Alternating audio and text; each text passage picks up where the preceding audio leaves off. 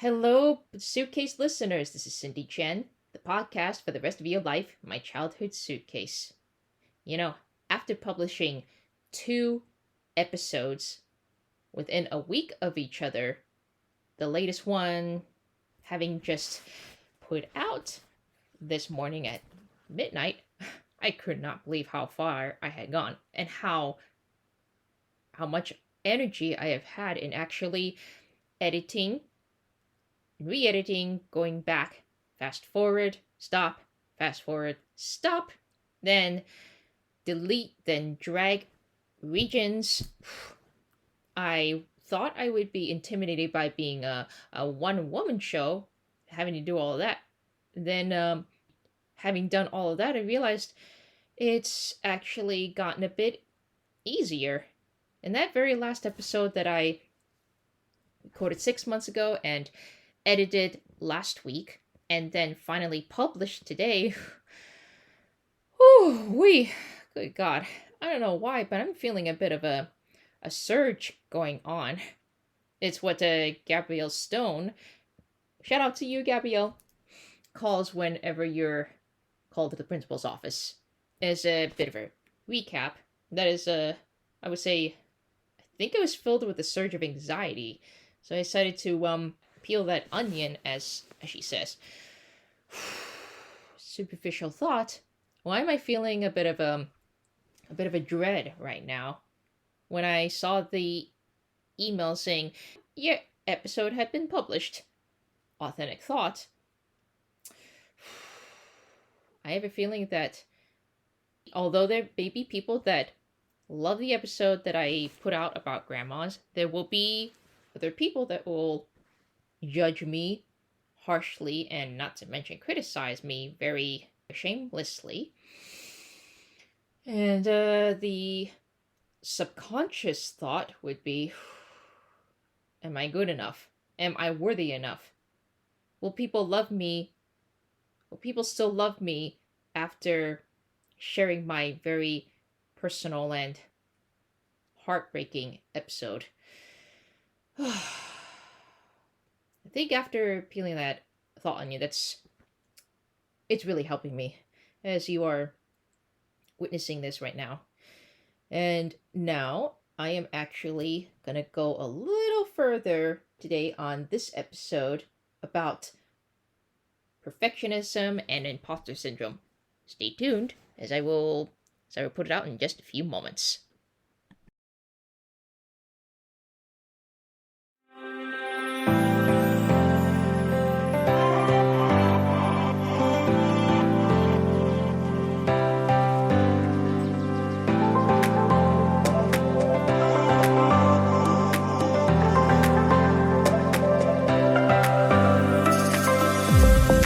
Hello, podcast listeners. This is your host, once again, Cindy Chen, for your podcast of the rest of your life, my childhood suitcase. You folks, I gotta say, it has actually been a while since I have recorded my last podcast. I'd say about 6 months too long, wouldn't you say? And I have a particular reason for it. This is because I have been so overwhelmed and so bogged down by this terrible trauma wound of I would say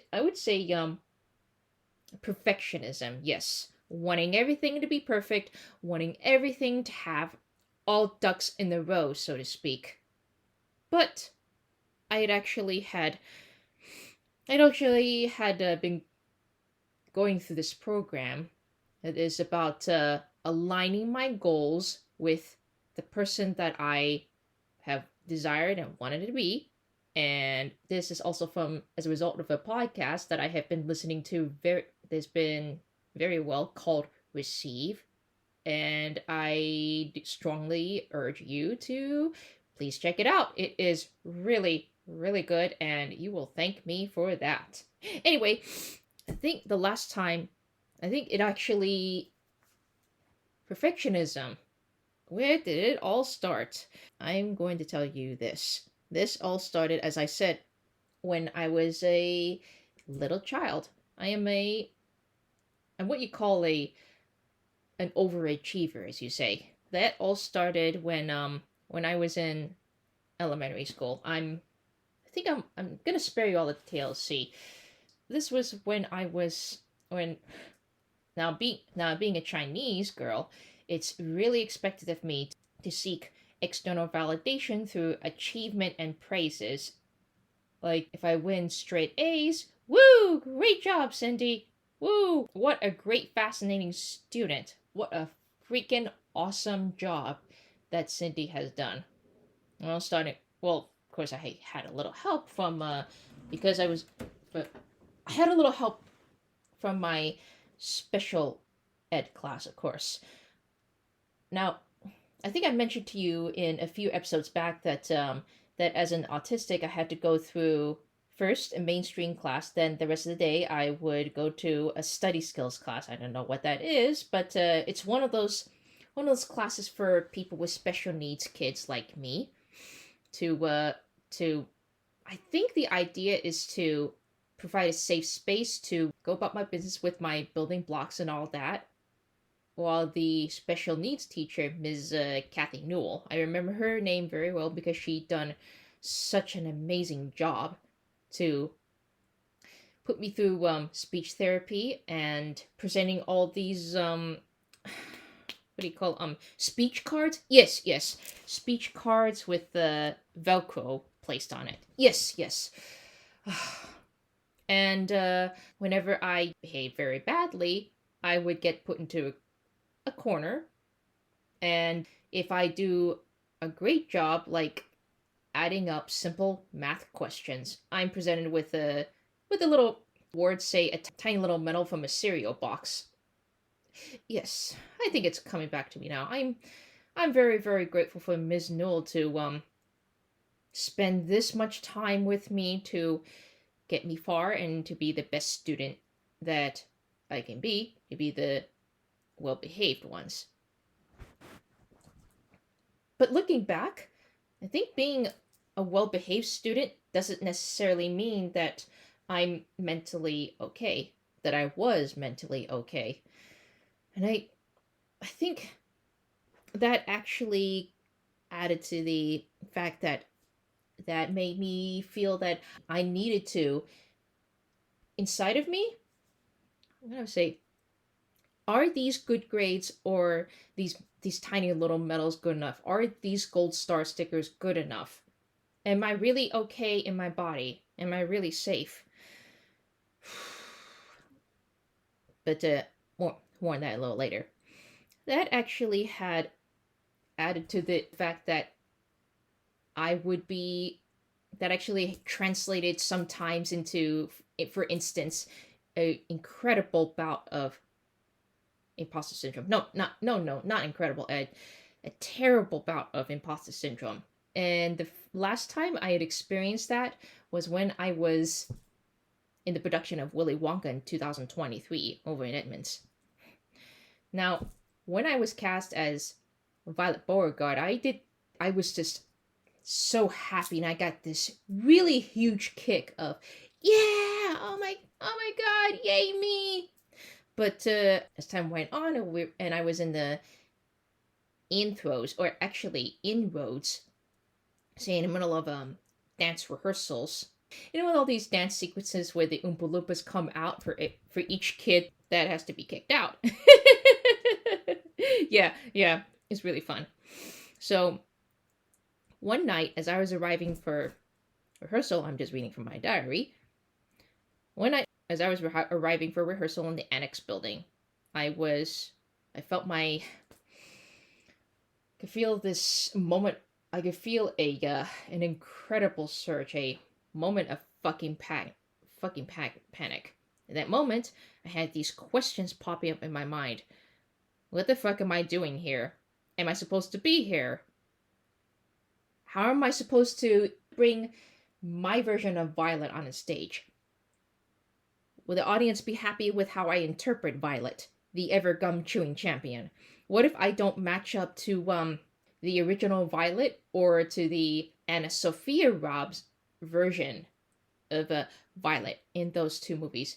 The Well, mind you, the original Violet, the actress who played the original Violet in Willy Wonka, I cannot remember her name at the moment. One moment, please. Just looking up the name here. One moment. Denise Nickerson. That's her name, Denise Nickerson. She was the original Violet Beauregard. It's kind of, yeah, it's not surprising why she wasn't as notable as the Anna Sophia Robbs version in Charlie and the Chocolate Factory, just released 20 years ago. My God, has it really been 20 years since Johnny Depp version of Charlie in the Chocolate Factory? My God, I honestly think Anna Sophia Robbs version of Violet Beauregard is actually a lot more interesting and way more expanded, much cooler version, because that is whom I take inspiration to. So another shout out to Anna Sophia Robb. Wonderful job, by the way, with your interpretation of Violet, because that's how the way I took Violet was competitive competitive girl in the beauty pageant. Well, what is most common thing about the South? Beauty pageants. And that's how I took to it. Infused with my Chinese heritage of always having to be perfect. And I think that got the whole perfectionism thing, wanting everything to be perfect. Good God. That got me, like I said, it got me to a real fucking panic. Oh, all these questions I continue with. Excuse me, I'm just feeling a bit right here. What if I don't match up to Denise Nickerson or Anna Sophia Robb's version of Violet in those two movies, respective movies, that is? And why did the director Jenny cast me? When Jenny, the director, asked how I was doing, well, I was actually, I was gonna say, oh, I'm fine. But no, I actually told her, no, I am actually not fine because I don't know what the hell I'm doing here. And I actually thought that maybe I should quit the production. I actually thought of maybe quitting the production. Yep, that's right, because I felt that I wasn't good enough. I thought that if I quit the show, I would feel safe enough to know that at least I would not be laughed at, pointed at derisively, and criticized harshly. So then I asked Jenny why she gave me the role of Violet Beauregard. And she took me aside and told me this. She cast me because she loved my childlike energy, not to mention my voice needed to match the character, and that I could sing really well. That got me on my head and into the present.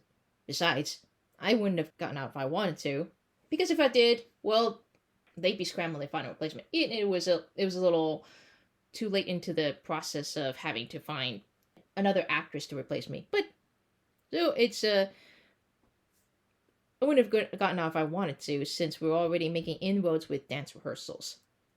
At the time, I was still very nervous that I put on my actor's meditation to pump myself up for every performance. And I was still seeking external validation, as I said, and asking these questions. Who am I off stage? Am I still the same person when I take off my mask? What am I doing to make an impact on the world? Where is all this coming from? All these questions, all these questions that I had to ask myself. I think this is definitely what I am feeling right now, because since I'm currently, as I mentioned, that I was currently cast in the female odd couple, which is yay. I am, yes, last night and last week I seem to be having a bit of trouble going over some of the lines in the first few pages. And yesterday I ended up feeling a bit really frustrated myself. I thought that once I go over my lines 3 times a day, and even going through them with my partner, Mr. E, over the weekend, I thought I would have them memorized. Then last night, I think I got a bit frustrated with myself. Very frustrated.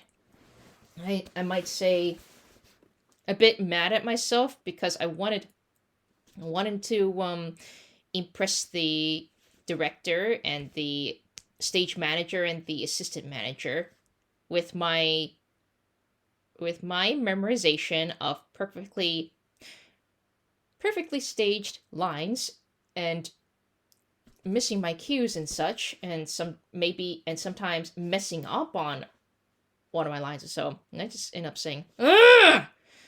Why is that? It all comes down to the very inner childhood wound. I did not feel worthy enough. I did not feel that I am good enough. I didn't feel that I am good enough to be in one of the most beloved Neil Simon's plays.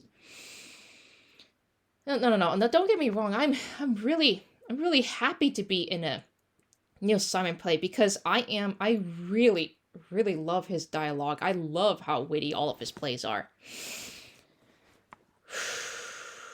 What I really need is to try to forgive myself, and that I think I may be having a bit of imposter syndrome again, feeling like an imposter once again, feeling like a fraud.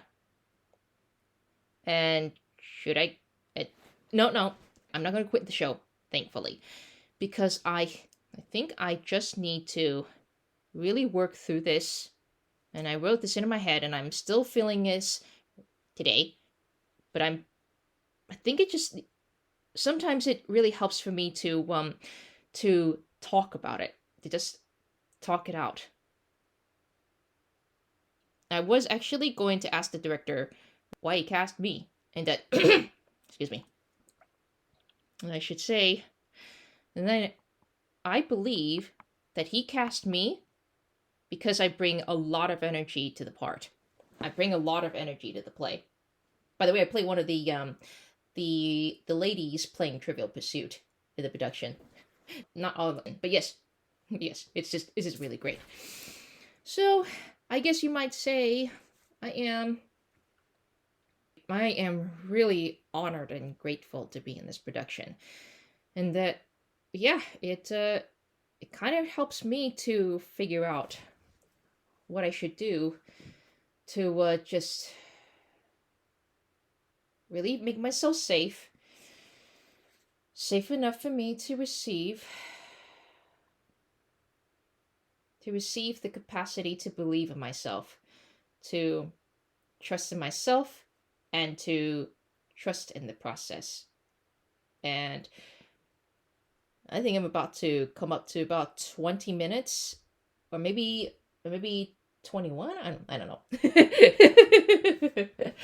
But I think I should leave you with this message saying, if you've reached the moments of success, but that you're in a bit of a lull and you're feeling like you are about to mistake a bit of peace for boredom, just take a deep breath and breathe and just recognize these are only just feelings that you're feeling and not the reality that you're in.